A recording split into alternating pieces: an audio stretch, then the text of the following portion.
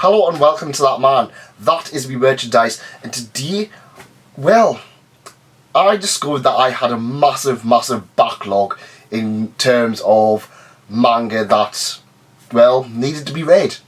And so, I read them. What amazing things will come out of this?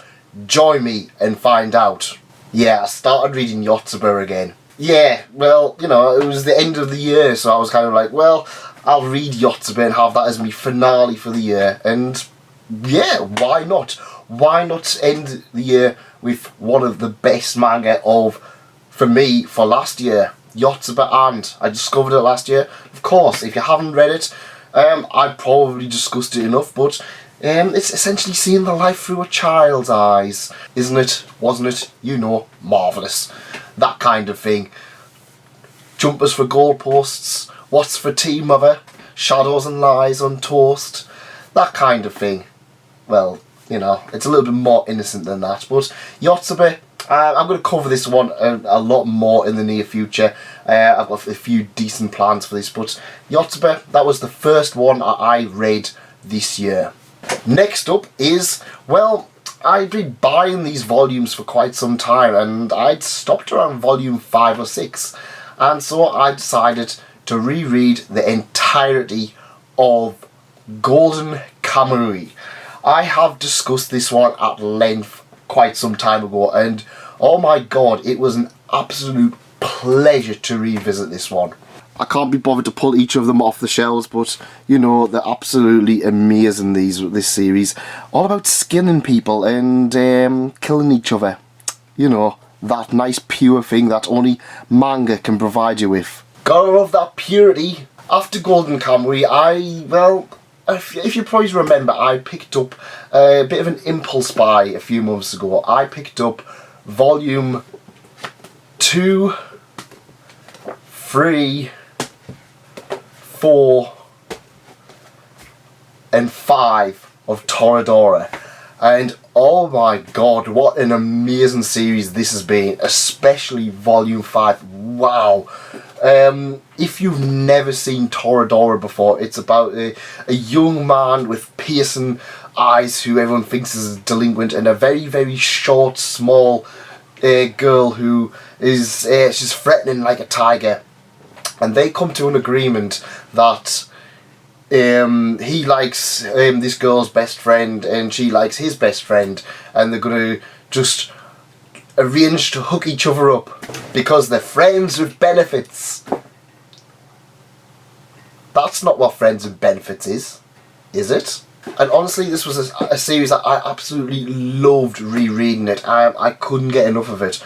It was one day I was just kind of like, you know what, at first I was just like, oh, I've bought them on a whim, I'm going to make use of getting them, and I was reading them so fast. I was like reading them in 2 days, two or 3 days, and I was just like, yeah, it was just like, I really needed to binge this thing through and just like catch up with it. And honestly, I don't regret doing that because it was absolutely fantastic and I really enjoyed every minute of it. To the point that once I caught up, I looked and I was just like, oh, volume 10's nearly out, I need to get more of them. So I bought volume 7 and I haven't bought volume 6.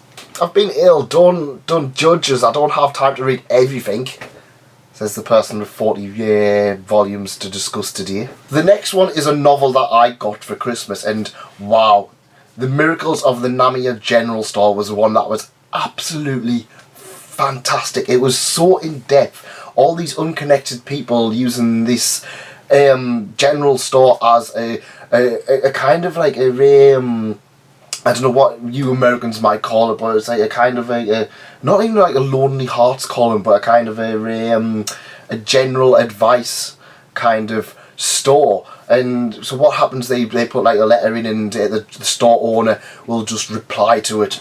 But what the twist is that it's going through time. The store's actually been closed down for a long time, and it's going through time. The people in the present day are like talking to stuff about in the past, but everything is linked back. Everything's linked back to this different thing, and it's absolutely beautiful. I'm not gonna lie, there was a fair few times that tears were shed reading this. I not gonna lie, I get quite emotional when I read a really good story, especially one that you can get into, and this one I was in tears so many times because it was such a beautiful written book. I would absolutely recommend this one. You know, 12 million copies sold, that's better than Dr. Stone. If this was Beer Senpai, you'd be like, you know, this is like one of the best light novels ever made. But I'm not Beer Senpai, because I've got something that is less than a 7.5 in this read collection. I certainly do. Next up we go back to the world of 3D. I don't know if that was like a 3D effect or not. That's all you're getting. I don't have much of a budget and I don't know what I'm doing. Uzaki-chan Volume 2 was just continued that fun little escapades of Uzaki-chan as she doesn't really torment them. It's kind of this whole kind of will they, won't they slice of life comedy, and honestly I just laugh myself so much at this one. Uzaki-chan is an absolute darling, and I really enjoyed the new characters they introduced. A badass guy who he's lucky at love, but he's kind of trying to get Uzaki-chan and the main character to pair off, and it's just like, no, they're not going to do that. It's still a bit ecchi and it's still a bit raunchy for those people who are just like, no! But you know, it's one of those better ones. I would definitely recommend it to everybody who they're not a fan of ecchi, but they can get away with a little bit of ecchi.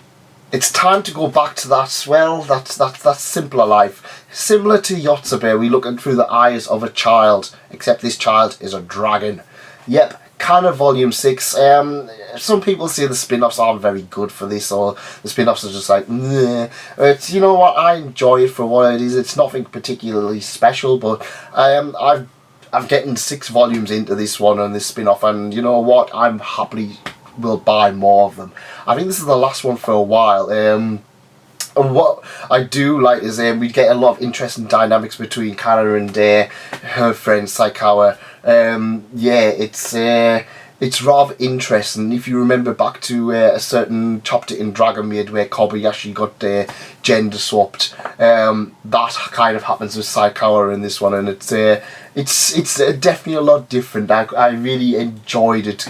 I really enjoyed how stupid it was and how ridiculous it was.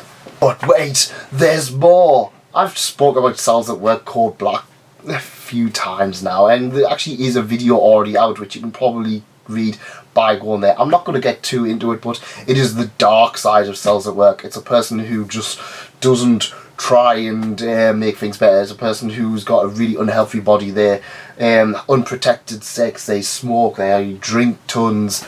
It's one of those ones where it's just like, if you like the kind of positive attitude of Marcels At Work, you're going to get the dark side of that with Marcels At Work Code Black. I actually have picked up Volume 2 as well, which I haven't had a chance to read yet, but yeah, definitely check this one out if you like Marcels At Work. Nice to meet you, Jappery Park, time to go back, blah blah blah. Yeah, Kimono Friends a la carte, Volume 1. It's Kimono Friends. I seem to be getting a lot of these spin-offs. In fact, this is very spin-off heavy. I mean, we've got Dragon Maid, we've got Marcels At Work, we've got a few others, and now Kimono Friends spin-off. It's just a collection of short stories. Do you like Kimono Friends? You probably do. If you do, good on you. I like you. If not, well, I don't know, you can read something else. But yeah, Kimono Friends a la carte, it's just a few standoff little stories in the Kimono Friends universe. If you want Kimono Friends and still don't believe Season 2 existed, it did not. Fight me. Kimono Friends a la carte might fill that void for you. It was rather fun, and yeah. Yeah, indeed. Yeah. We're over 20 volumes in, and can you believe I still haven't read Pluto? This isn't leading into anything, I'll just kind of say I still haven't read Pluto. Spoon just continues to be absolutely fantastic and amazing, and you know what, everybody should try and read it. I still think it's better than Full Metal Alchemist. Yeah, fight me. I'm going to be having a lot of fights in this. Just click like and just move on with your day. And yeah, honestly, Silver Spoon is absolutely fantastic. A lot of the plot threads throughout the entire series are starting to get wrapped up. It's ending in like 3 volumes, and I'm quite sad about it. Quite sad indeed. But still, I'm not going to complain too much. It's been an absolute fantastic title, and honestly, I really look forward to rereading it again in the near future. You know, I'm kind of sitting there and saying there's about 40 volumes in the last month. I'm sitting there going, "Ooh, I really want to reread this one."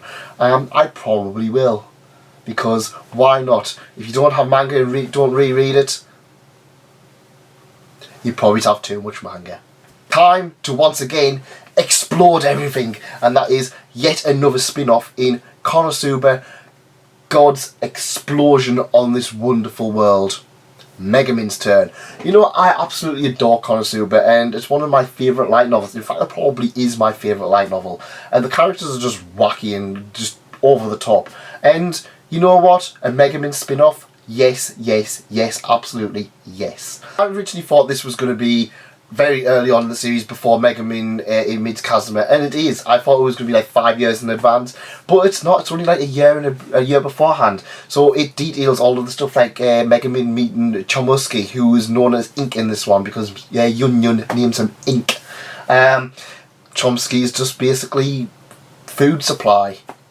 In fact, I genuinely wonder who gets worse off in this, Yun or Chomusuke. I don't know. Also, Megaman's younger sister, Komiko, she plays a major role in this. In fact, there's a spin-off within the spin-off that just focuses on Megaman's younger sister.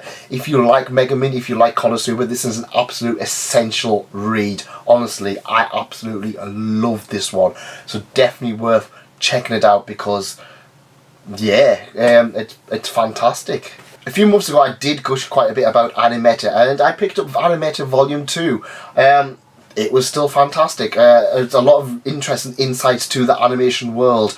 I would definitely recommend checking this one out if you do have some kind of interest in how animation is created, how the grueling conditions, how the low pay and everything kind of settles out with it. It's one of those ones where I would really recommend it. It also recommends Shirobako, which, you know, anything that recommends Shirobako, that's enough for me.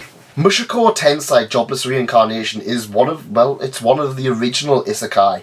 It's isekai before isekai was even really a genre. And you know what? It really shows to be an early adaptation of an isekai. It's not bad by any means, but it's got a few little problems here and there, including the fact that the main character is absolutely detestable. Like, really, really creepy. Really, really uncomfortable creepy.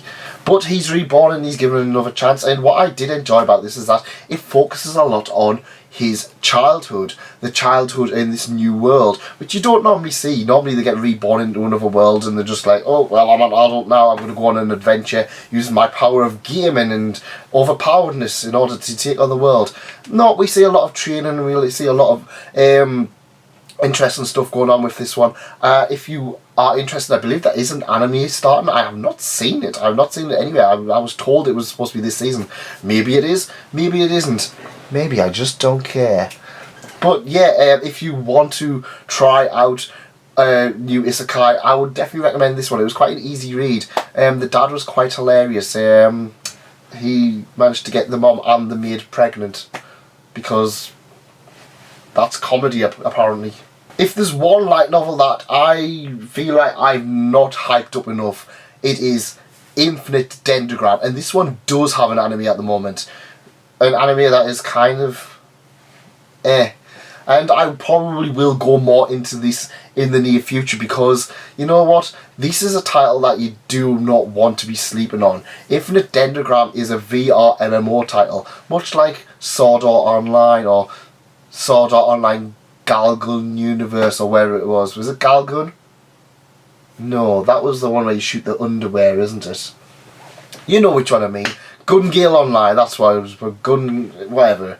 But no, Infinite Dendrogram, I felt that it really hit back on the interesting character development, the interesting world building aspect that you just want in a good isekai or a good light novel. I was really, really intrigued by the way it was brought out, and then the anime kind of just skipped over all of that, and it was, yeah. Oh look, it's some 6.4 trash. It wasn't even that bad. You know, I was kind of unsure about Destiny Lovers. It was one of those ones where I kind of looked at it and I was like, you know what, this is going to be absolutely terrible. And you know what, it was not. I was warned by it. People was like, oh, I couldn't get past the first chapter, and I was just like, oh, wonder why. I wonder if how terrible it is. How I got another what was that called? That Build a Dungeon or that Creature Girls, where I was just kind of like, yeah, this is just creepy. But no, I kind of went into it expecting, oh, this is just going to be a hentai. This is just going to be yet another one of these ones where it's just kind of, oh, well, the girls have big boobies and they're going to use big boobies to have sex, and it's going to be like prison school. And yeah, that's all it was really. It was kind of prison school if you can't afford prison school, like a bootleg prison school. That's kind of like if you read My Hero Academia, not Black Clover, you know. It's kind of like bootleg Black Clover. Ah, people are going to kill me for that. But no, Destiny Lovers, I was quite intrigued by it. Not gonna lie, the first volume, the first chapter even, it starts off with a guy just being tied up in a chair and just like, oh, I'm gonna have sex with you, and he's like, no, don't, Ray. And I was just kind of like, yeah. And then it's kind of like there was this whole weird plot, and then it kind of just started throwing these weird things left, right, and centre. There's an interesting twist which you kind of probably do work out as it goes along. Essentially the plot is these guys have got to not lose their virginity to these women who are trying to have sex with them. That's the plot. Yeah, it sounds terrible, but no, honestly, I was pleasantly surprised by it. I'm going to cover it more in depth, but yeah, I mean, I'm not going to see run out and buy it. Run out and buy Infinite Dendrogram instead. If there's a title that Uchu Shelf has really hyped up for me, it's been Youre Avengers. And you know what? At first I was like, oh well, I don't know if it's going to be any good. But my god, this thing was absolutely amazing. Really underrated manga. And you know what? I really enjoyed myself with it. Essentially it tells the story of this boy with a really crap hairstyle. And he goes back in time. He goes back in time to initiate gang warfare. Imagine GTA only with a time travel ability. That's what Youre Avengers is. And you know what? I really enjoyed it. To the point that I was like, I'm going to buy Volume 2. And I never did. But I will buy more in the near future. And you know what? It does deserve a physical release. If you do want a new title that will hit out of the park for most people, check out Youre Avengers. Or Space Brothers. Space Brothers is also good. Neither of them have physical editions at the moment, I believe, but that doesn't mean they're not worth trying out. If you want a physical collection, but want to try out some digital stuff, definitely check this one out. Or Space Brothers. More people need to read Space Brothers. Go from gang warfare to warfare in the home. Well, one cat's warfare. And you know what? I actually checked out Cheese Sweet Home. I've had this on digital for a long time, and when I started to see it, well, you know what, I'm going to read all of my digital volumes. This was one I was kind of like, oh, I'll get through that, and I got through in about half an hour. It's just the nice little short stories about a cat. That's about it. I'm more of a dog person, but I still enjoyed it. They need more dog books. Get us more dog manga. I mean, there was that Cerebus one, where the Cerebus was just a little puppy that Hades found, or wherever it was. It was a long time ago I read it. Maybe I'll reread it. Maybe I'll do a dogs versus cats thing. I just realised nearly everybody on the manga tune community likes cats. Let me know in the comments, cats or dogs, what do you like? As long as they're fluffy. I read Toilet Bound Hanako-kun, another title that I will cover in a little bit more depth in the near future, because yeah, this is something that's worth talking about. I'm not gonna lie, there's a little bit of a story with this one. I avoided it for a long time because I thought he was covered in poo. I mean, that's just the way the art looks. He just looks like he's covered in poo. He looks a bit minging. He's a toilet bound guy. I thought he just lived in the toilet. Instead we just got, well, honestly, it was just kind of like every other yokai story. Have you read Yuna and the Haunted Hot Springs? It's like that without any tits. But honestly, it was decent enough. It wasn't anything particularly special. I can kind of see why this one is popular. You know, it's going to appeal to a certain type of fangirl. In fact, yesterday I saw somebody walking around in a cosplay for this one. I was just walking around, I was like, that person's dressed up as the toilet character. And they were just like, they gave us a look and then just like, we just nodded in appreciation and then just went our separate ways. But yeah, it's kind of one of those ones where it's just like, oh, there's all these rumours that these spirits are going to do this, and the rumours actually change the spirits. I was just like, oh, this is interesting. Then it was just like, oh, all happy and nice. I really want to have one where it's kind of like blackjack, where it's just like all of these rumours, all of these superstitions, where it's just kind of like, well, if you do that, it will come true. I think there was one, what was it called? The Smiling Salesman or something like that. I want some kind of dark thing like that, but this was just kind of like, yeah, there's a Bakugo character. In fact, the main character looks a little bit like Deku.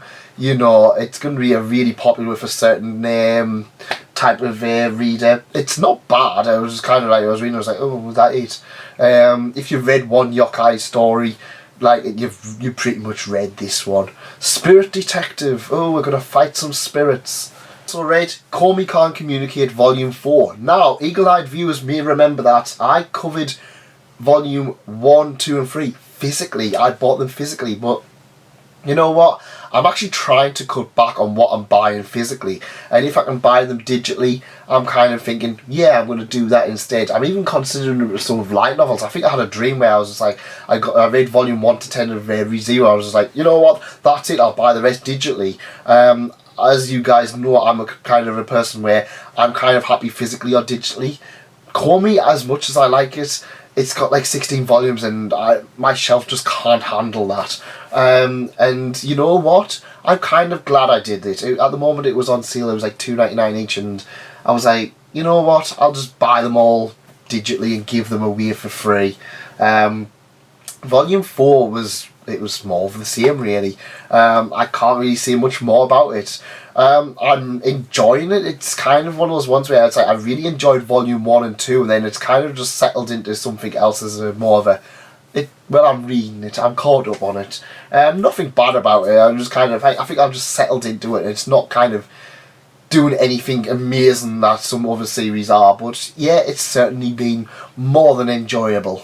Still feeling ill, guys, so yeah, Marcels At Work. I covered this one and a little bit more in a proper video, and it's Cells at Work. It's not even really Cells at Work, it's just a killer T who just wants to make friends, and everybody looks all bishy, and honestly, it was okay. I kind of thought it was a bit weird how everyone had like mobile phones and it was kind of super up to date. Even while we did have that kind of thing with Cells at Work itself, it always kind of felt like it was like a kind of a factory setting, whereas this is just like, oh well, we're in a nice little city and it might as well be anywhere, we'll just see, it's just Tokyo, it's just another slice of life. You've probably read this story before, it was okay. Then there was this abomination, which I don't even want to talk about it, but I read, but actually no, this is the one where I actually didn't read the whole thing. I'm saying I've read 40 volumes. I didn't. It's all been a lie, guys. It's all been a lie. I've only read 39 and a half because I couldn't even finish this rubbish. Oh my god. It's a cells who just don't want to do anything. They just lie at home and read manga. They've probably read 40 manga. Boring. Was really bored by it. But I tell you what I wasn't bored with. Monster Musume Volume 15, yeah, it's more anime titties. I like how all of the physical ones I buy is just anime titties. I like how I was just, when I was looking at my collection, I was just like, yeah, I buy weird stuff. But apparently people love it. Everyone loves anime titties. And Monster Musume Volume 15 was better than Volume 14. I mean, as if it could get any worse. No, it probably could get worse. But yeah, it was alright. I actually enjoyed this one well enough. It wasn't anything particularly groundbreaking. It's just the main character has to endure the Lamia Sex Pits. Lamia Sex Pits. From Lamia Sex Pits to little small potato trash babies. Umaru Volume 8. Honestly, I love this series so much, and this one was just another pleasure to read. I don't like this new girl. She's a bit annoying. She just, all she does, she just goes, nah, nah, and then just swings around back and forth. Maybe she's interesting in the anime, maybe it becomes interesting, but I kind of felt at this point it was just like, oh, we're running out of ideas, we'll introduce another girl. And honestly, I don't really like her. She was a bit boring. But the rest of it, Umaru and her friends, which are all really fun. I'm really enjoying the fact that Kiri's starting to reach towards her goals, and a few of the other characters we're starting to learn a little bit more about them. I really want to do a reread of this. I know I cover Umaru quite a bit, but I just love reading it. I feel like this because I'm going to try and aim to clear my backlog this year, but originally I was going to be like, oh, I'm going to read 100 volumes this year, and I'm like, yeah, I've already read 40. A few other people are doing like 100 volumes by the end of March, so I'm kind of like, maybe I could do that. Maybe not, who knows. But yeah, I'm going to try and reread Umaru-chan once again, because it's one I can just keep going back to and enjoying. Now, I know you guys have been here for a while, and I know you guys are probably getting sick of me just having these quick reviews, but I know what you're thinking. I know exactly what you're thinking, and that is, dear God, give us another spin-off. Give us another spin-off now. And so yeah, we have Overlord, the Undead King. Oh! And yeah, it's more Overlord goofiness, and it's more Overlord stupidness. I really enjoyed it because it's Overlord. It's Overlord. I've just bought. There's a lot of Overlord spin-offs. I've just bought the other one, which is slightly less fun. This one was more over the top ridiculous. They do a panto. I mean, you know, you want to see your Overlord characters do a panto, don't you? Don't you? I'm not hearing anybody. Say yes. Say yes. You want to hear? Say Overlord. Oh, do Americans even know what panto is? Have I just bamboozled a lot of American people? I hope not, but they do a panto. If you don't know what panto is, it's usually people do like a fairy tale, like Snow White or something, and there's always like an idiot, and there's always a bloke in a dress, and that kind of thing. It's all really fun and stupid. Check out a panto if you've never seen a panto. But yeah, Overlords, the Undead King, it's just stupid stories, a load of fun. If you like Overlord, you want stupid stuff, check it out. Next up we have the Quintessential Quintuplets, Volume 4 and Volume 5. I haven't read Volume 6 yet. The reason being is that Volume 7's due out, and I'm like, well, I'll just binge them both together. I love this series. I really enjoyed it. I know Based and a few of the others have kind of just been like really hyping it up, but I really enjoy what I read of this one. She is so best girl. Definitely best girl. I'm going to say fight me, but I'm going to get fought on all sides here. 1v1 me, Smash Brothers. Items on any stage you want. You'll cream us because I'm crap at games. Yeah, Quintessential Quintuplets continues the story of 5 identical quintuplets, and how he's going to pick one of them. That's all we kind of really care about. But yeah, it's a harem series done right. As Beast would say, even though I would say there's a lot of great harem series. Monster Musume is a great harem series. I mean, does Quintessential Quintuplets have a Lamia Sex Pit? Pfft, no way. Ugh. But yeah, it's more fantastic stuff, and I'm really looking forward to reading more of it. Miku is best girl. Yacht Server is also best girl. They're all best girls, except for Nino. Yeah, I'm just going to get so much hate at the end of this. Last but certainly not least, Plus Sized Elf Volume 4. And yeah, it's more thick thighs save lives, and I will never not tire of using that joke. Fantastic series, absolutely love the cast. I really love the artwork. I love how the characters are designed in it, and yes, really, really, really nice. Yeah, great series. Not for everyone's taste, but I'm sure a lot of people are going to enjoy it, and yeah, definitely worth checking it out. I think I managed to get a few people into this one, so job well done. Oh my god, this was more exhausting than reading stuff. I can't believe I've managed to read 40 volumes. I'm counting Marcels At Work. I'm counting Cells Not At Work because I had to suffer through half of that. I did my dues of reading that. What have you guys been reading this month? And let me know in the comments. And I'm going to try and challenge myself to read...